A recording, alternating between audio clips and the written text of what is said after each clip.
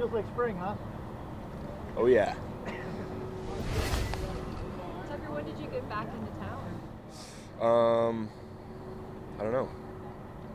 I live here full time. I just travel in and out. I just use, like every team offers what Green Bay offers as far as like food and then the strength staff being there full time. But so I just use that instead of going somewhere else to pay for it. And I got everything I need here in Green Bay, I guess. What's the off season look like for you? What have you been up to workout wise? So went on a couple vacations, I guess, with the wife. We're expecting in early July, so not really going anywhere too crazy. Vacations are pretty much wrapped up now, though, especially with OTAs coming up. Just focused on training.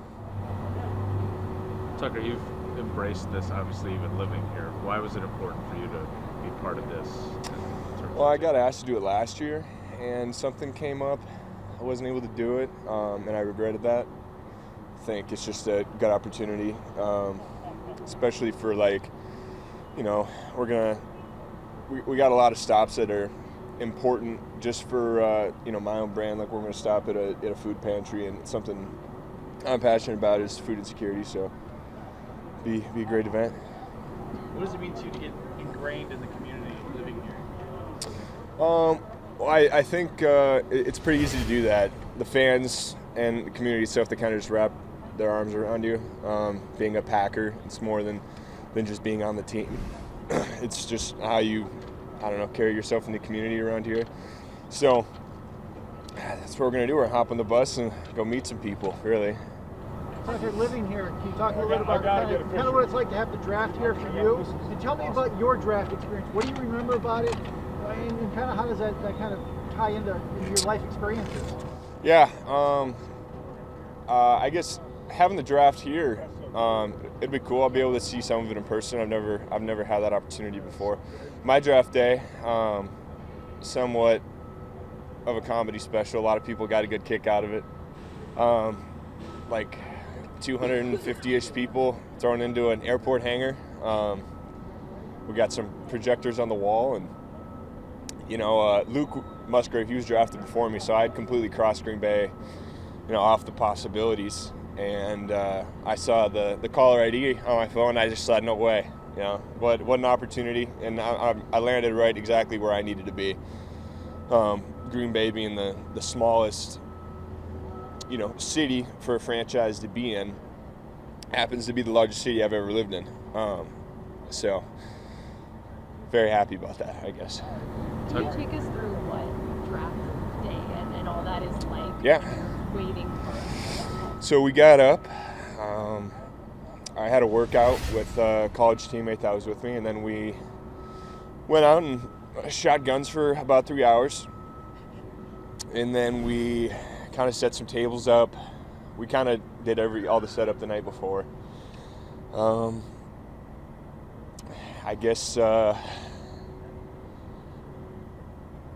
my experience might have been different than other people. I might have had the largest attendance at my party, largest non-invited attendance, but that's fine.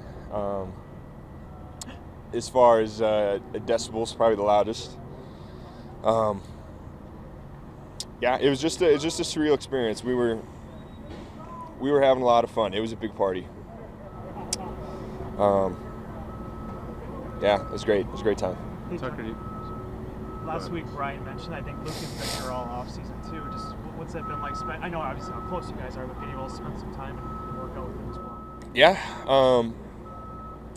we've gotten together a couple times, played pickleball. I guess we don't do a lot of hang out outside of the facility, especially because we just spend so much time together throughout the year.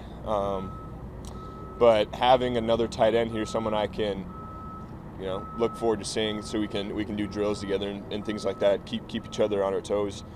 When we're on the turf, going through our workout, it's great to have someone else to do that with.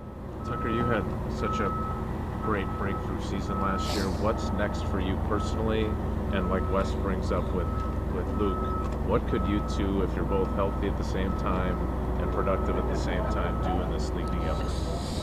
Yeah, personally, I guess I just want to emerge as someone my teammates can continue to rely on, but in more of a broader leadership standpoint. You know, I really want to take that upon myself this year to lead with my play style, like I may have done last year, but also with, you know, more words, not just headbutts. So,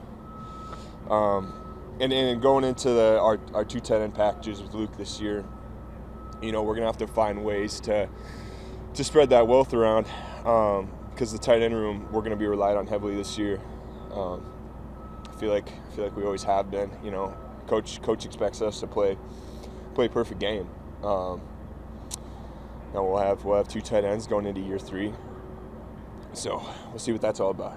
Matt said that he would like you to choose your spots with your physicality and maybe be a little more careful once in a while with that.